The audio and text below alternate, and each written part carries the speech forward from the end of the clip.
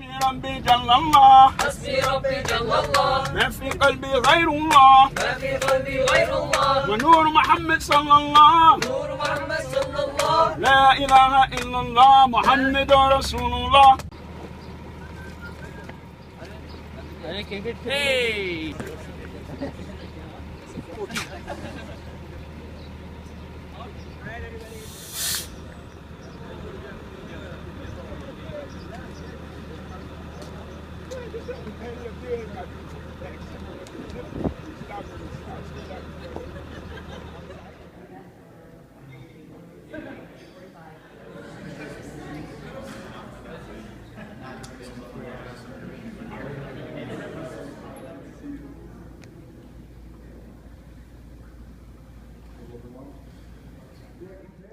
And in that solitude, if you don't find a connection with Allah, then all these fake connections that you have, and I have, that are not really based in the relationship with Allah, they will all disappear.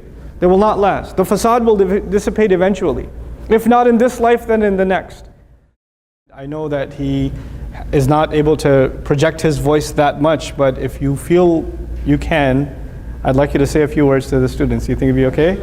Yeah? Okay, let's turn him around, inshallah. Lower it down some. I'm leaning back a little far. All right. Where would you like me to start? No. Just whatever you'd like to say to the students. I don't know what to say. Thank you all for coming here and praying, and thank you, Ustaz, for coming here and giving khutbah. And I'm really blessed to have all of you here, and it's an honor. It really is, to be here with other Muslims and to be able to pray Jummah prayer, and because really I'm the only Muslim here, so now, and it's just everything's always about me, about myself, and to have everybody here with me now it's really a blessing and an honor, and Very happy to be here, inshallah. Very, very happy to be here. It's good to see all of your faces. And, are you too nervous to recite something? I'm not too nervous to recite something. All right. You'd like me to recite? What would you like me to recite? Your favorite ayah? My favorite? Let me think. Okay. I don't know. All right. أعوذ بالله من الشيطان الرجيم بسم الله الرحمن الرحيم لإيلاف قريش إيلافهم رحلة الشتاء والصيف فليعبدوا رب هذا البيت الذي أطعمهم من جوع وآمنهم من خوف.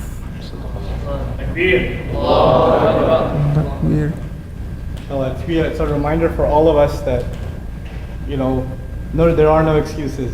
Robert can learn Quran from where he is, no Muslims around him, just dedication. And That's then Allah true. opens the door, Yeah, I like to say, if you have problems, just, I've never studied Arabic or anything like that in my life. I understand that there are some people, Muslims, who grew up maybe in a Muslim home, they don't even know Arabic. I mean, it's not hard to learn Quran. Get on there and just try, and don't give up. It's not hard. I mean, it starts off, you think, oh, this is the hardest thing in the world for me to do. I can't do this, but no, it's not. Just sit there and listen, go along with the recitation, and then, eventually, what I did was I went and I learned the Arabic alphabet, and now, I can find out how to pronounce the words correctly. So when I'm reciting, most of the time I say it correctly. I know my accent's not very good, but I say it anyways. And it took me a while to learn the last 10 surahs of the Quran, and still I couldn't recite them to you in order unless you're giving them to me by name, and I could go through all 10 of them. And there's a few others that I started to learn actually in the beginning of Ramadan. I watched the khutbah or speech from Ustad Numan Ali Khan, and he was saying, learn learn Surat al-Jummah, and then go from there. And well, I started, it was pretty difficult, and I got through to I got the first 2 ayahs done, and inshallah I'll be able to get the rest of them. I just need practice, inshallah, yeah. That's awesome. Yeah. When was it that you took Shahada? I took Shahada in, it was September of 2011. When I woke up from the dream that I had, I lay there and I thought to myself that, you know, I had to gather everything together, and I said, you know, that was the Prophet Muhammad sallallahu alaihi wasallam. And then I had already learned Shahada and everything, so right there in my bed, I just, without even thinking, I was just, you know, I said, you know, I was like, Ashhadu an la ilaha illallah wa ashhadu anna Muhammadan abduhu wa rasuluhu. And then from there. Can you tell us some of your story? I mean, we've heard Ustad tell it, but I mean, you know, if you Just tell them the dream. You want to tell the dream? Oh, you want to know about my dream? Yes. All right. Well, actually, like in the dream, what it was I was kind of standing there. It was odd because most of my dreams, I have now since I'm paralyzed. In my dreams, my legs hurt. They feel like tree trunks, and I can't move, and I'm in pain because I guess I'm dreaming because I'm in pain. But this time I was just standing there, and then a little around the way from me, I'd say about 20 feet or so away to my left, you know, I was in a desertous area. There were like sand dunes a little, and to my left there was a group of men gathered around a person who was standing up talking to them, and it was by firelight because it was almost nighttime. Wasn't quite dark, but it was dark enough for a fire, and they had it going, and you could tell these men were listening to him intently, you know. So I was like, okay, well, this man's very important. And then also to my right was the crucifix setting up that I had in my room, but it was like life size, and I was sitting there and I'm like, okay, what's going on, you know? And then suddenly the man, he was standing there and he was giving hand gestures. You could tell he was talking and saying something very important. And when he had turned to me and he looked at me and he says, look, he pointed to the crucifix and he said, look, this was a man, a prophet, you know, he'd eat food, drink water, go to the bathroom just like every other man. He's not a god, you know, only a prophet, you know, just, you know, follow God, not men. And then I woke up, and then it wasn't so long after I woke up and gathered myself. Because I mean, right when he turned to me and talked to me and told me that, I knew right then and there it was the Prophet Muhammad sallallahu alaihi wasallam. And then, I mean, I woke up, and then, like I said, I had to gather myself to figure like what just happened, and that was real. Because at this time, I had been studying about Islam and everything, and I even learned the Shahada and other things, but I hadn't taken it yet. But then that time, I woke up and I just, right there by myself, I did it, you know. I did. And since then, I'd say for the first year and 3 or 4 months, I was just trying to study on memorizing Quran and you know, reading, and that was it. And never did I even think about understanding it, because you know, as a non-Muslim reading it, there's a lot of stuff in there that you don't understand. And then I was searching for how to understand. Then I found Ustad Numan Ali Khan's tafsir videos, and they appealed to me very good. I mean, he speaks in an American accent, and he speaks. You know, it's not only that. It's just he speaks to a younger audience. You know, and you know, it just appealed to me. And then I noticed that as I was studying, you know, surahs, and then I would study it, and at the same time, I would watch his tafsir videos and understand the ayahs I was talking about and what was going on at that time when it was revealed, you know, and what was happening, and, you know, to put the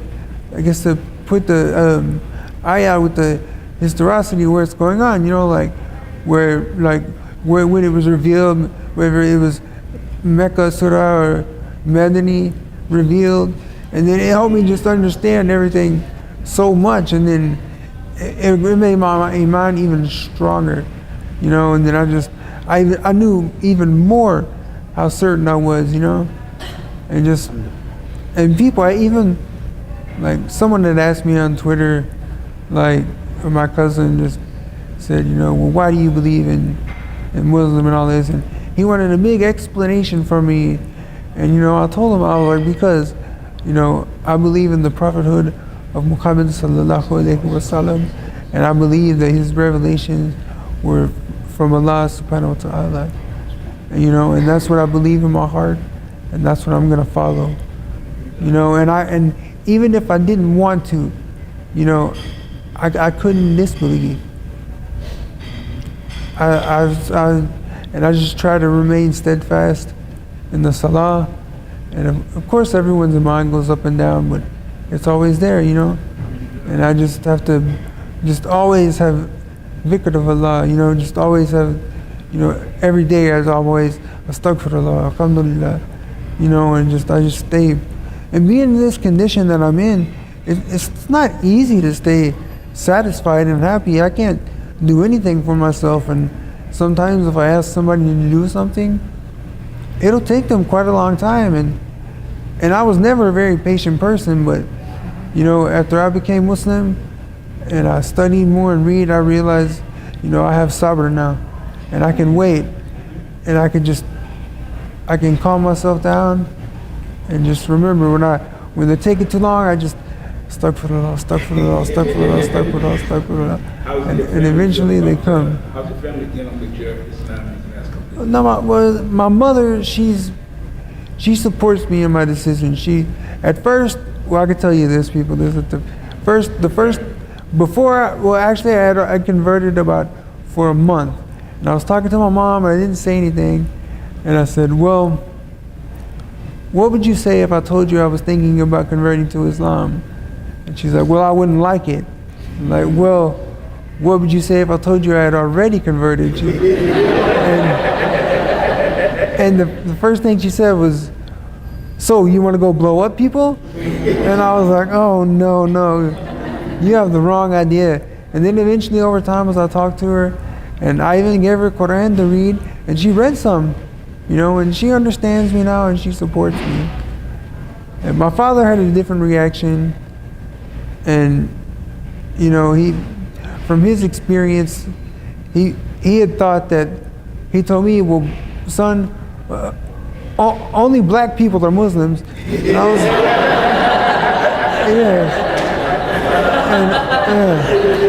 and I was just, That's even a terrorist. and I was just like, Dad, there's over, 1.5 billion Muslims in the world. They're of all races and colors and everything. And then the next time I talked to him, especially after the video came out, and I got a lot more Muslim friends on Facebook and stuff, my dad finally sat and talked to me, and he's like, it's okay, what you want to, if you want to find your way to God that way, then that's your decision. You know, my sister, she doesn't approve of it very much. She likes to she keeps her distance. I try to talk to her about Islam, and I gave her Quran, but she won't read.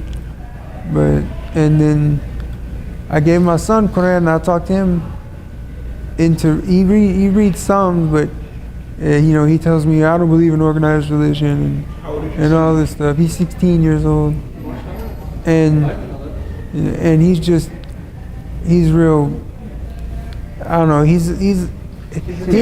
And he's one of the kids now these days who they're about video games and friends and being bored. You know, that's all they do. So I'm just like, I'll give you some answers, some ideas how to help that job. I would appreciate that. And so, but he's respectful to me, and he's still gonna read the rest. I'll talk to him, and I'll keep talking to him about Islam and everything.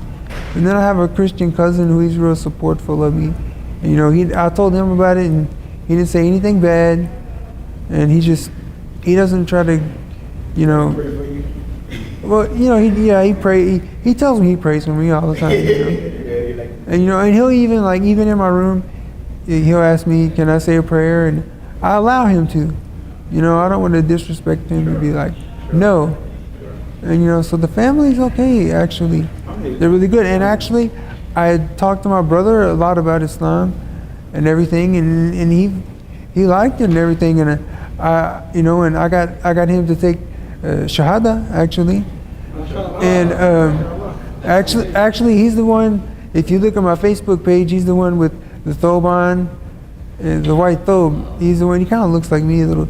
He's a little more chunky though. And he's 4 years younger than I am, but I look younger, of course not. But right. But I got him to take Shahada, but he doesn't practice. But I'm still going to talk to him more, and I believe I can get him to do so. With the faith. Thank you so much. You're welcome. I know you need your rest too. Oh, of course, yes. Can I ask you a quick question? Yes, please. Can you describe the Prophet ﷺ for us? Like describe. Can you describe how he was in the dream? Well, like I say, it was in the distance, and what I could see was, well, he was. I would say he was about 5'11" maybe that tall, because he was taller than the people he was speaking with. Because some of them were sitting down and some were standing up, and he was definitely. He had a head wrapping like it was wrapped from like around his head and then down and then like across like to one side like like over his shoulder, like up kind of high. I can't really, my descriptive powers, I'm not very articulate, my descriptive powers are very lacking, so I couldn't tell you exactly, but when he had turned to me to talk, like the shadows from the flame, the fire, because when there's firelight it puts off shadows in every direction, so when he had turned to me to talk, I couldn't really see his face. I could see the white of his teeth, and when he talked to me it was a very calm voice. Like he didn't yell at me like, this man is only a prophet, he's not a god. He just moved his hand towards the crucifix and said it in a very calm voice. It's just like, and a convincing voice also. And it was just like, and I mean, right when he turned around, I knew exactly who it was, because I know people, everybody dreams, and when you dream, you know that a person's there. They don't have to announce themselves, but you just know exactly who they are. And that's when he turned, and I was like, whoa. And yeah. Only very special people get to see the Prophet Sallallahu Alaihi Wasallam. You know that, right? And Shaitan cannot take the appearance of the Prophet Sallallahu Alaihi Wasallam. Anybody else than the Prophet Sallallahu Alaihi Wasallam. That's cool. So Allah Subhanahu wa Ta'ala showed you something special. It's for you. I took it to heart, and like I said, I woke up, took Shahada, and then I started to learn, and I've been trying to keep my mind straight, stay steadfast, and be on the straight path, and being in a place like this, and being in the condition I'm in, trust me, it's very difficult, but I do it. I stay happy. I'm not depressed. I get angry like any human would, but I don't get depressed. I'm happy. I mean, anyone who meets me could tell me that, you're a happy person. And I'll be honest, before I converted, I was a mean person. I was content, but I wasn't necessarily happy. I was angry towards other people. I treated people bad and everything. But then afterwards, my treatment of people, I watch what I say. I watch my tongue, and I think about what I'm going to say to somebody before I say it. And I remember, because I want to speak. Yeah, because I want to speak to people softly and with good words. Sometimes they're not as good as I'd like them to be. Thank you so very much. Oh, you're welcome. Exhaust you more. Allahu, Allahu, Allah. Allahu, Allahu, Allah. Allahu, Allahu, Allah. Allahu, Allahu, Allah. Allah.